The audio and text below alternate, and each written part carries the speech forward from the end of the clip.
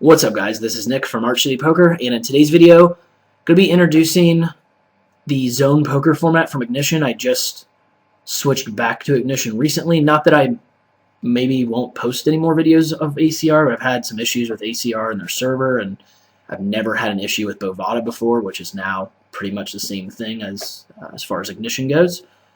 But I'll talk a little bit about this player pool in this format and how my strategies are different from normal game formats. Left table, I start with pocket sevens in early position. Go ahead and open. Big blind decides to call. His range is really wide in this spot. I think I have a pretty large range advantage here. So with my specific hand, it's not my favorite one to bet. I think it could be argued that I shouldn't be betting, but I want to bet for protection and maybe like just a little bit of thin value here. I think especially in this player pool, this works fine. I'm not getting raised here hardly ever, I don't think, so I think that's fine. As far as this player pool goes in this game format, it's a really weird dynamic because I think players are either playing really tight or they are punting. And what I mean by that, if you guys don't understand the terminology, is essentially they're just basically blowing their brains out and getting all in a lot of times with really weird combos pre and post flop. I'll get back to that thought in a minute. Right table looks like I complete in the small blind with pocket fives, and I'm considering a lead. I think a lead is okay. I think it gets protection. I think on a paired board, these players will be overfolding, so I think that's probably the reasoning for the lead.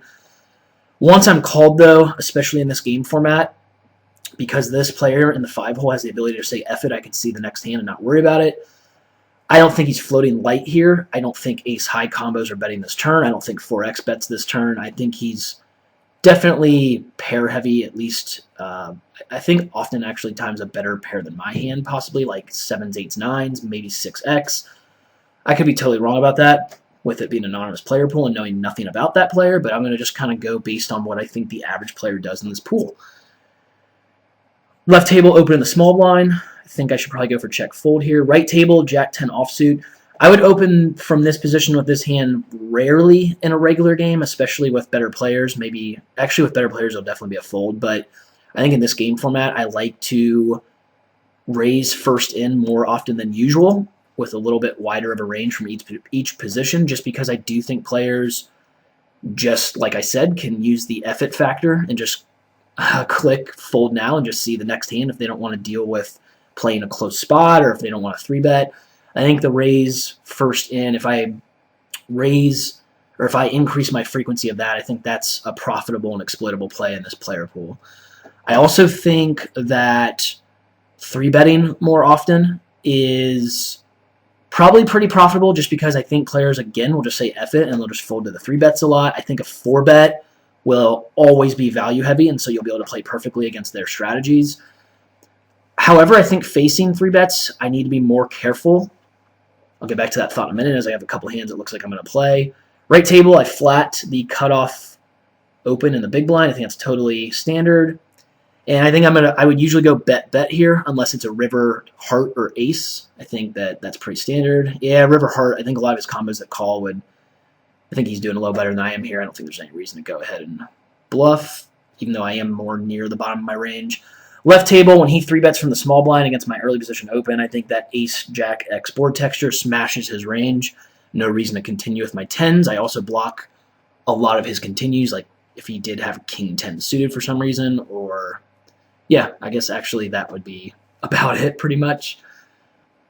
Getting back to some of the exploitative strategies and thoughts about this player pool, though, I think I said I need to be a little more careful against 3-bets, especially out of position. I think I'm actually just going to be folding to every 3-bet from out of position and only 4-betting pretty much for value every time as a very unbalanced and exploitative play and strategy, because I don't think players are 3-betting light in this pool that often. I think that because they can fold and see a hand immediately on, the very next table, I don't think they're going to mess around too much with light 3-bets. So I give them a lot more credit for being value heavy.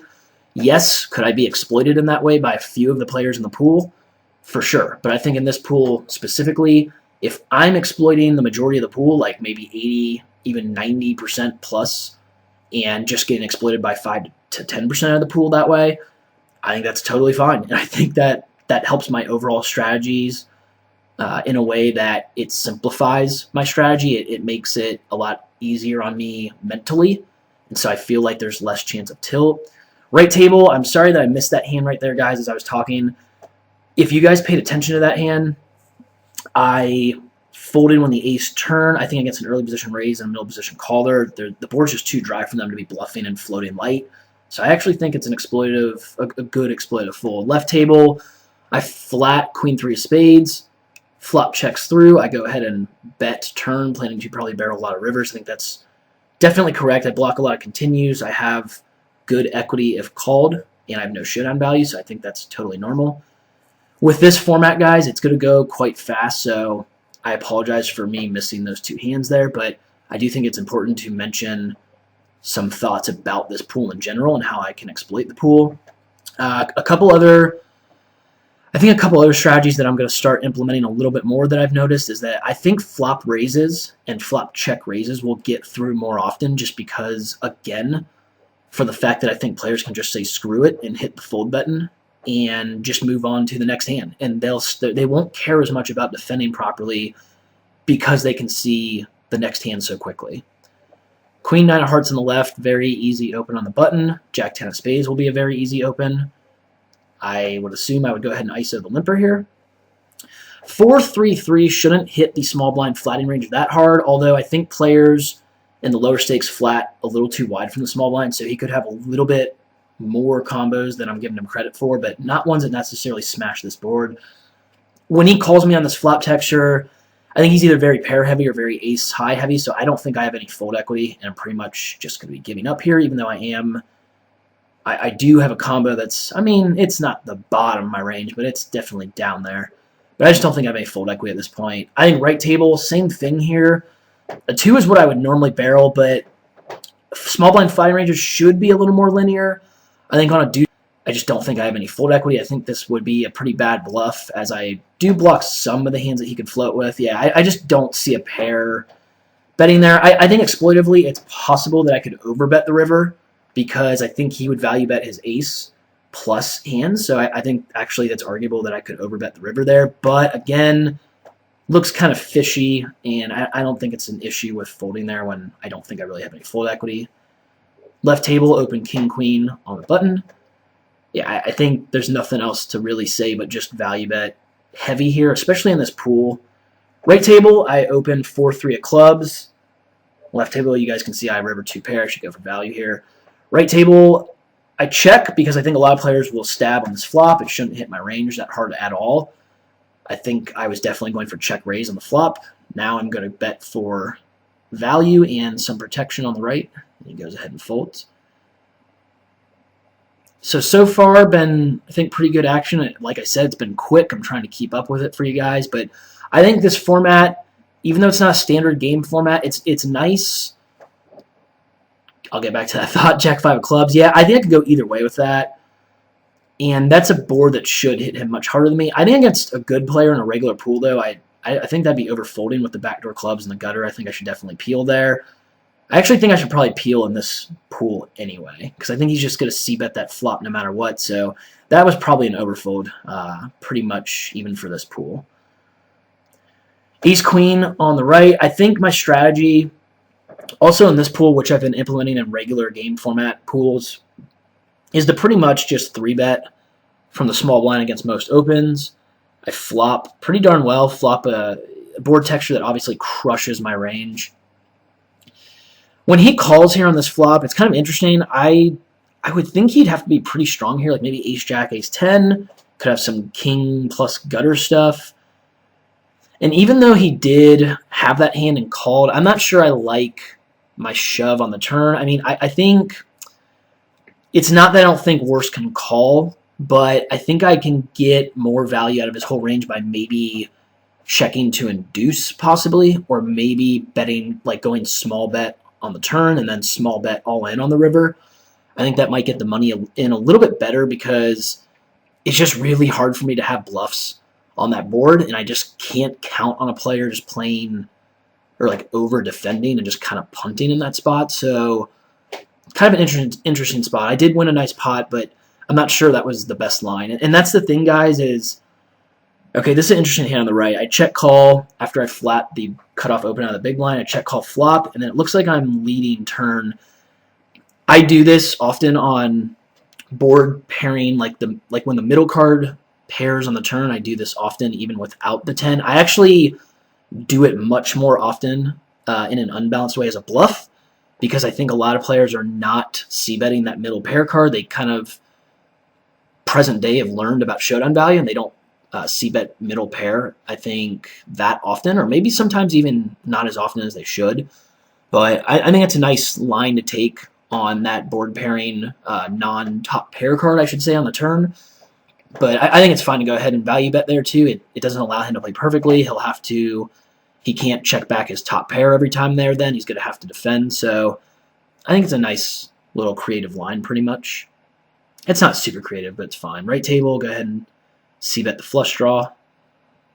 Think against good players or in a different format, I actually think I would check back that combo a lot. I'm really wide on the button and susceptible to check raises in that spot. So even though I call a check raise, I don't always want to be c-betting my flush draws. I want to have some in my check back range. I think in this pool, though, I exploitively am probably just going to bet them most of the time, so I think that's fine.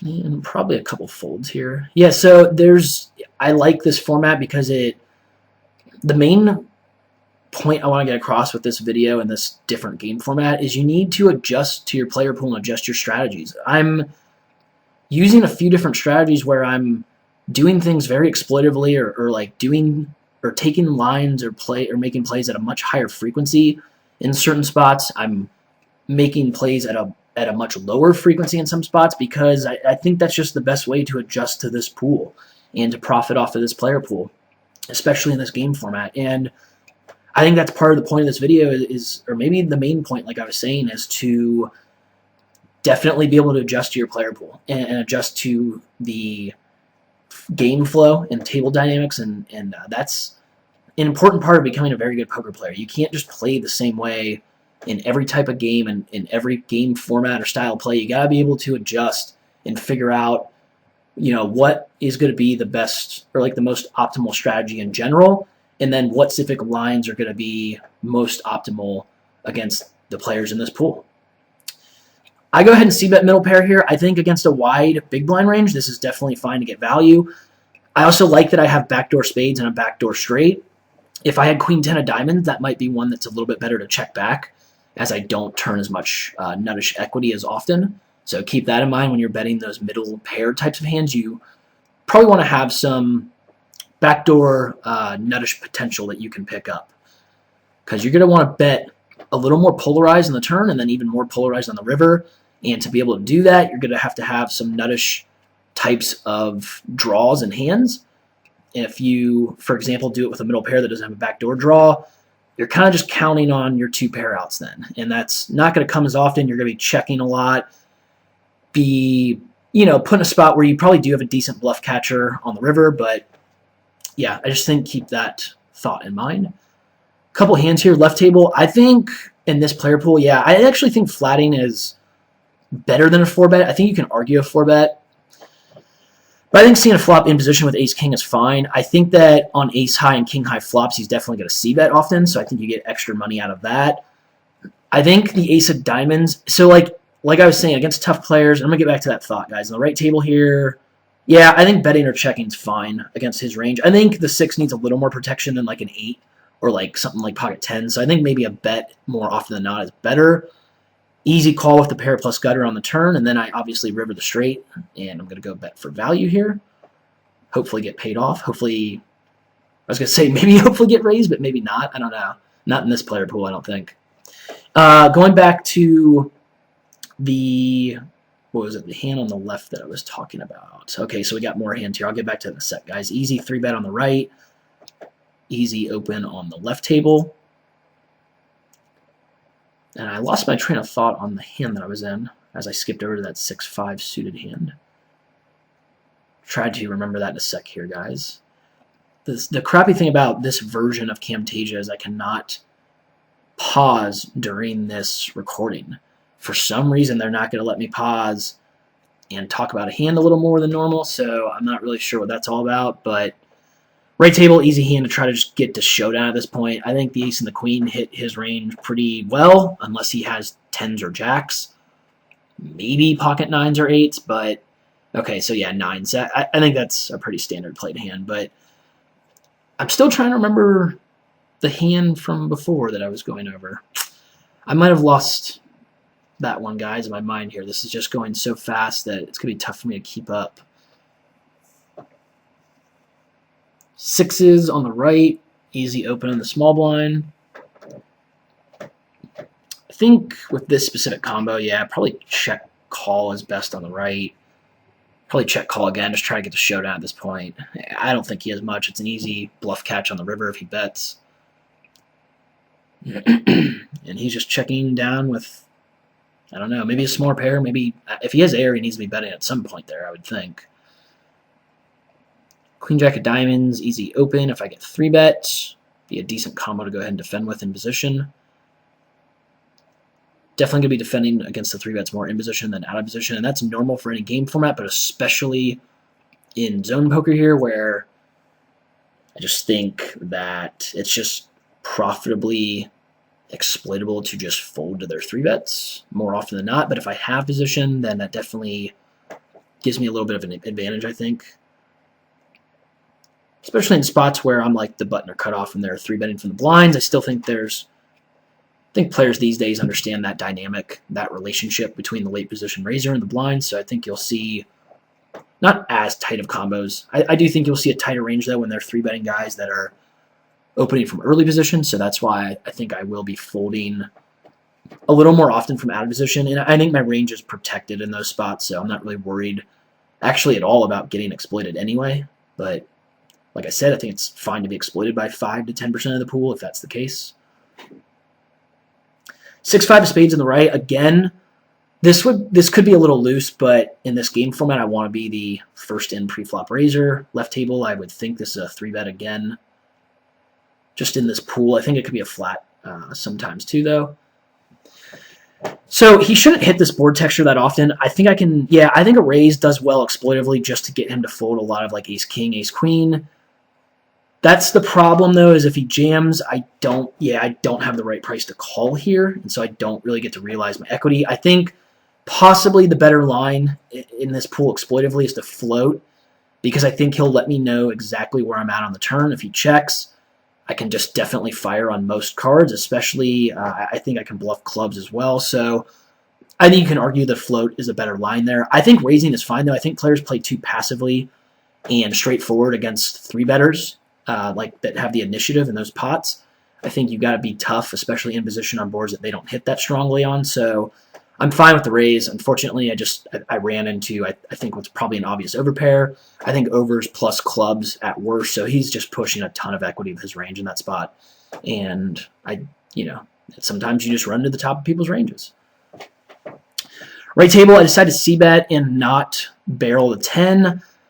That's questionable. I think I normally would. I think the 10 hits a lot of what players in this pool seem to be calling with. I don't think they raise their gutters enough, so I do think 10x, hands like 10-9, maybe 10-8 are in his range often. I think that I'm just not... I think with the king of spades or ace of spades, though, I do think I should be barreling more often than not so I can bluff this river if I need to. At this point, once he overbets, though, I just can't see that being a bluff often enough, so I will go ahead and fold there. Left table, going to go ahead and 3-bet again. As I said, I'm not going to be doing a whole lot of flatting, especially from the small blind against any opens. I want to try to take down the pot now. If I can't, I can most likely get it heads up. And I think I do well with this combo, so I think this is totally fine. And get a nice flop. Going to go ahead and c-bet here, I would imagine. I think half pot or smaller bet's fine. I think I do well on the ace-high board texture. I definitely don't have a lot of 8x or 5x in my range, or hands like... I could definitely have some pocket 8s, but it's definitely a rare hand. 7 is a card that I think when he calls often, I think it shifts the range advantage a little bit. I think that I'd be checking to give up here or try to get a showdown with a lot of my combos. And when he bets half pot, I think you can go about it two ways. And you can definitely call and argue that you can let him bluff the river. I also think, I think shove is okay because it makes me tougher to play against. It looks fishier.